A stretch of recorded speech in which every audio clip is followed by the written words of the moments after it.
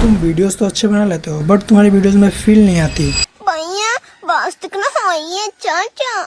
तुम अपने वीडियोस को एडिट तो कर लोगे, वीडियोस भी लगा लोगे, बट अगर उसमें साउंड इफेक्ट मिस होंगे तो ऑडियंस तुम्हारी वीडियोस को देख के कुछ फील ही नहीं कर पाएंगी। क्योंकि देखो, वीडियो में जब भी कोई मोशन होता है और अगर तुम उसके साथ कोई साउंड इफेक्ट लगा देते हो, जैसे भी किसी वीडियो में कोई भी मोशन है तो उसके साथ वूस या सुस लगा दोगे, तो वो देखने में काफी नेचुरल लगता है और अच्छा भी लगता है देखने में। और अगर तुमको साउंड इफेक्ट खोजने में प्रॉब्लम होता है तो कमेंट करो साउंड, और मैं तुम्हें अपना साउंड इफेक्ट का पैक तुम्हारे डीएम में भेज दूंगा। और ऐसे वीडियोस के लिए फॉलो जरूर कर लेना, और अगर यूट्यूब पे देख रहे हो तो सब्सक्राइब कर लेना। भैया